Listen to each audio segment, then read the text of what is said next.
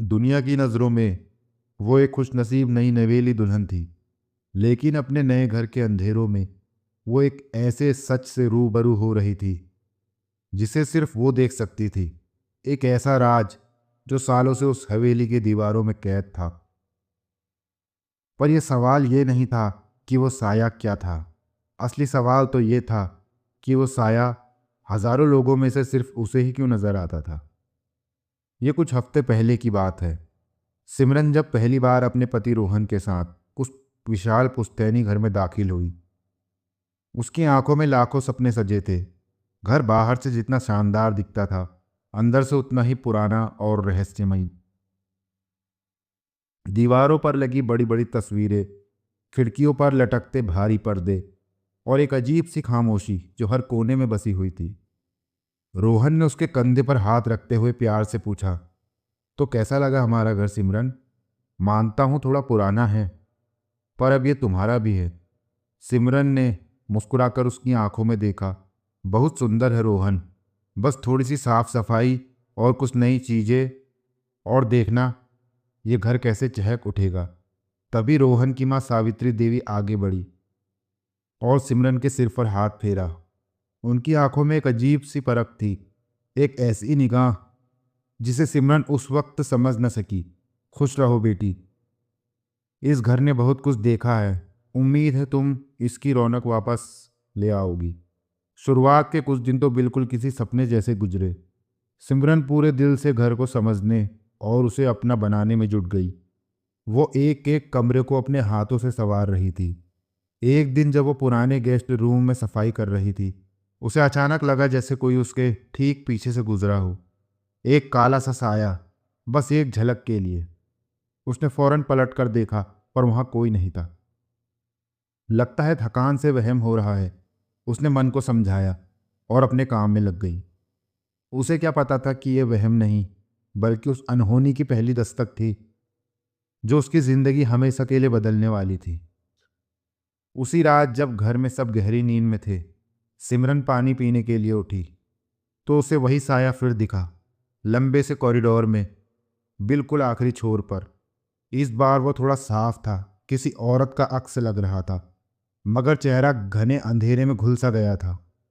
इससे पहले कि सिमरन कुछ कह पाती या शोर मचाती, वो साया हवा में ऐसे घुल गया जैसे कभी था ही नहीं। उसका दिल जोरों से धड़कने लगा। ये थकान नहीं हो सकती, ये कुछ और था। अब ये सिलसिला रोज का बन गया। कभी आईने में पीछे खड़ा एक धुंधला सा अक्स, तो कभी सीढ़ियों से चुपके से उतरती हुई एक परछाई। सिमरन की नींदें छिन चुकी थी और उसकी मुस्कुराहट कहीं खो गई थी। आखिरकार उसने हिम्मत करके रोहन को सब कुछ बताने का फैसला किया। एक रात उसने रोहन का हाथ पकड़कर कांपती आवाज में कहा, रोहन, मुझे आपसे कुछ जरूरी बात करनी है। इस घर में कुछ ठीक नहीं है। मैं रोज एक साय को देखती हूँ। रोहन ने उसकी बात सुनी और हंसी में उड़ा दिया। ओ सिमरन, तुम भी ना, तुम बस थक गई हो। और कुछ नहीं, नया घर है, नई जिम्मेदारियां हैं, एडजस्ट करने में थोड़ा टाइम तो लगता है। ऐसा कुछ नहीं है, ये सब तुम्हारे मन का वहम है। सिमरन की आंखों में आंसू आ गए। वहम नहीं है रोहन, मैंने उसे अपनी आंखों से देखा है, बार बार देखा है। पर रोहन ने उसकी एक न सुनी और करवट बदलकर सो गया। अगले दिन सिमरन ने सोचा वो अपनी सास सावित्री देवी से इस बारे में बात करेगी। शायद वो एक औरत होने के नाते उसकी बात समझे। लेकिन जैसे ही सिमरन ने साय का जिक्र किया, सावित्री देवी का चेहरा पत्थर की तरह सख्त हो गया। ऐसी फालतू बातें मत करो बहू, ये हमारा सम्मानित घर है, कोई भूत प्रेतों का डेरा नहीं। आइंदा ऐसी कोई बात अपनी जुबान पर मत लाना। उनका यह बदला हुआ रूप देखकर सिमरन अंदर तक दहशत से भर गई। उस दिन उसे एहसास हो गया कि इस लड़ाई में वो बिल्कुल अकेली है। उसकी बातों पर कोई यकीन नहीं करने वाला। परिवार ने उसे ऐसे अलग थलग कर दिया था जैसे वो पागल हो चुकी हो। वो अपने ही घर में एक कैदी जैसा महसूस करने लगी। पर अब उसका डर धीरे धीरे गुस्से और जिद में बदल रहा था। एक दोपहर सिमरन अपने कमरे में बैठी रो रही थी कि अचानक उसे अपने कंधे पर एक बर्फ जैसा ठंडा एहसास हुआ। उसने डरते डरते अपनी पलकें उठाई। वो साया ठीक उसके सामने खड़ा था, अंधेरे से बना एक वजूद जिसका कोई चेहरा नहीं था, लेकिन इस बार अजीब बात थी कि सिमरन को उससे डर नहीं लगा। उस साये की आंखों की जगह दो गहरे शून्य थे, जिनमें डर नहीं बल्कि एक गुहार थी, एक मिन्नत थी। साये ने अपना हाथ उठाया, जिसकी कोई उंगली नहीं थी, बस एक इशारा था। उसकी काली उंगली उस दीवार की तरफ उठी हुई थी, जिसके पीछे घर का पुराना, हमेशा बंद रहने वाला स्टोर रूम था।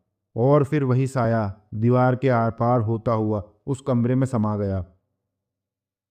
सिमरन की आंखें, जो अब तक रो रही थी, अचानक संभल गईं।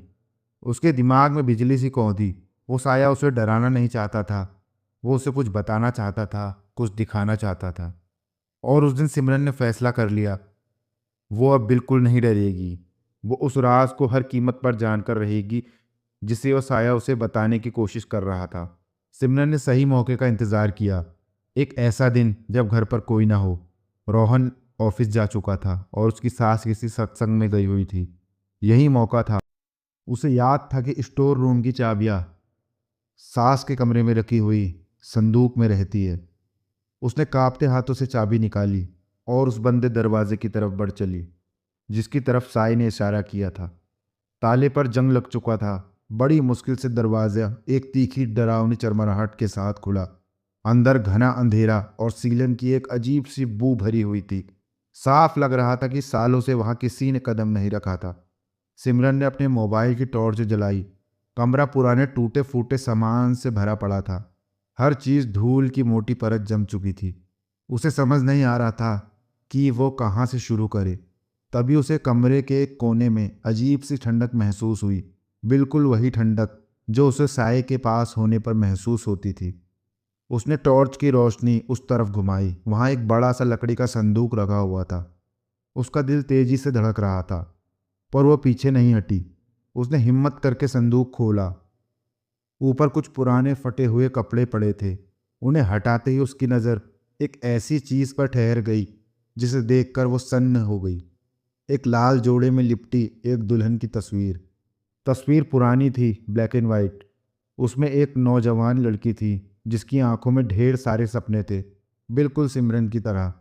और उसके बगल में जो शख्स खड़ा था, वो रोहन का चाचा था। तस्वीर के नीचे एक पुरानी डायरी दबी हुई थी। सिमरन ने वो डायरी उठाई। उसका कवर भी धूल और जालों से भरा हुआ था। पहले पन्ने पर खूबसूरत लिखाई में एक नाम लिखा था, अंजलि। सिमरन वहीं जमीन पर बैठ गई और डायरी के पन्ने पलटने लगी। जैसे जैसे वो पढ़ती गई, उसके हाथ कांपते गए और आंखों में आंसुओं की लड़ी बह चली। यह अंजलि की डायरी थी, रोहन के चाचा की पहली पत्नी, जिसके बारे में सिमरन को यह बताया गया था कि वो शादी के कुछ साल बाद किसी के साथ भाग गई थी। मगर डायरी एक अलग ही खौफनाक कहानी बयान कर रही थी।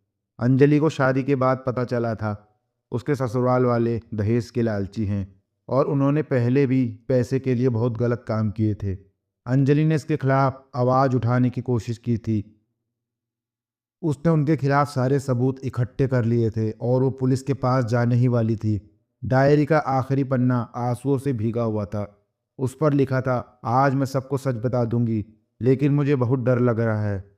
सावित्री मुझे अजीब नज़रों से देख रही है। अगर मुझे कुछ हो गया तो इसकी जिम्मेदार सिर्फ वही होगी। उसके बाद के सारे पन्ने खाली थे। सिमरन वहीं पत्थर की मूरत बनी बैठी रही। तो वो साया अंजलि का था, जिसे इस घर में उसके अपने ही परिवार ने सच बोलने की इतनी बड़ी सजा दी थी।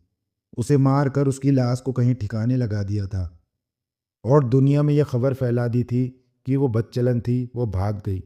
उसकी आत्मा इतने सालों से इस घर में भटक रही थी, इंसाफ का इंतजार कर रही थी। और शायद उसने सिमरन को अ- अपना समझा और एक नई दुल्हन, जिससे वो आने वाले खतरे से आगाह करना चाहती थी, जिसकी वो मदद चाहती थी। तभी बाहर दरवाजे पर आहट हुई। रोहन और उसकी माँ घर लौट आए थे। उन्होंने सिमरन को कहीं ना पाकर स्टोर रूम का दरवाज़ा खुला देखा।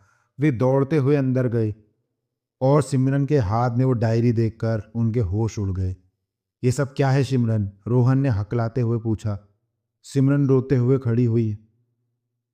उसने वो डायरी सावित्री देवी के सामने ज़मीन पर फेंक दी। ये है असली सच, वो सच जिसे आप सबने इतने सालों से दफन कर रखा था। अंजलि कहीं भागी नहीं थी। उन्हें मारा गया था सिर्फ इसीलिए क्योंकि उन्होंने आपके काले कारनामों के खिलाफ आवाज उठाने की हिम्मत की थी। सावित्री देवी का चेहरा गुस्से और डर से सफेद पड़ गया। चुप हो जाओ, बकवास बंद करो अपनी, तुम्हें कुछ नहीं पता। सब जानती हूं मैं, सिमरन दहाड़ी। वो साया कोई भूत नहीं था, वो अंजलि की बेबस आत्मा थी जो इंसाफ मांग रही थी। और वो मुझे इसीलिए दिखती थी क्योंकि मैं भी एक बहू बनकर इस घर में आई थी। वो मुझे बचाना चाहती थी। जैसे ही सिमरन ने ये कहा, कमरे का तापमान अचानक गिर गया। वहीं बर्फ सी ठंडक पूरे कमरे में फैल गई और उस संदूक के पीछे अंधेरे से अंजलि का साया उभरा। इस बार वो पहले से कहीं ज्यादा साफ थी। उसने कुछ कहा नहीं, बस अपनी खाली नजरों से सावित्री देवी को देखती रही। ये मंजर देखकर सावित्री देवी की चीख निकल गई और वो जमीन पर गिरकर फूट फूट कर रोने लगी। हाँ, मैंने ही किया था, मैंने ही। उसने हमारी इज्जत मिट्टी में मिला देने की धमकी दी थी। मैंने उसे रोका, हमेशा के लिए रोक दिया। रोहन ये सब सुनकर सुन्न खड़ा था। वो अपनी माँ को ऐसे देख रहा था जैसे किसी अजनबी को देख रहा हो। अंजलि के साये ने आखिरी बार सिमरन की तरफ देखा। उसकी आंखों में अब मिन्नत नहीं, बल्कि एक शुक्रिया का भाव था। और फिर बहुत धीरे धीरे वो एक रोशनी में बदलकर हवा में घुल गया। सालों से भटकती एक रूह को आखिरकार शांति मिल ही गई थी। उस दिन के बाद उस हवेली में फिर कभी वो साया नहीं दिखा। कानून ने अपना काम किया और सावित्री देवी को उनके गुनाहों की सजा मिली। सिमरन और रोहन का रिश्ता एक ऐसे कठोर सच के बोझ तले दब गया जिसे संभलना शायद नामुमकिन था। पर सिमरन अब कमजोर नहीं थी। उसने एक अतृप्त आत्मा को इंसाफ दिलाया था। उसने अंधेरे से लड़कर सच को जीता था। वो अब घर में ही रही, एक जिंदा याद की तरह कि कभी कभी परछाइयां डराती नहीं हैं बल्कि सच का आईना दिखाती हैं। पर यह सोचने वाली बात है, क्या हर पुरानी हवेली अपने अंदर ऐसे ही न जाने कितने राज छुपाए बैठी है? और क्या हर नया शख्स जो उसकी दहलीज पार करता है, उन राजों से पर्दा उठाने की कोई ना कोई कीमत चुकानी पड़ती है? सोचिएगा ज़रूर। ऐसी ना जाने कितनी कहानियां आज भी बंद दरवाज़ों के पीछे दफन हैं। उनकी चीखें सिर्फ उन दीवारों में ही गूंज कर रह जाती हैं। अगर आपके पास भी ऐसी कोई कहानी है या आपने कभी कुछ ऐसा महसूस किया है तो कमेंट्स में हमारे साथ ज़रूर शेयर करें। और ऐसी ही रूह कपा देने वाली कहानियों के लिए हमारे चैनल को सब्सक्राइब करना ना भूलें।